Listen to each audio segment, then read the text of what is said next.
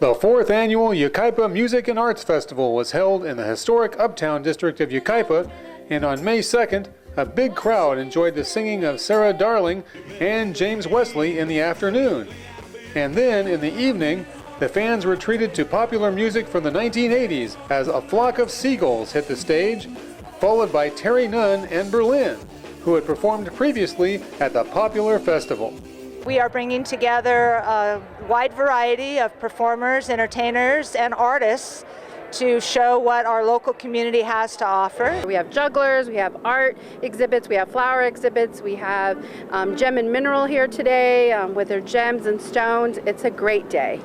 Before his show, singer Mike Score talked a little bit about his 3-decade career with the Seagulls. When you first start in a band, you do it for fun, and it becomes your profession. If you're lucky, you get big like we did for a few years, and then hopefully you can just enjoy it for the rest of your life.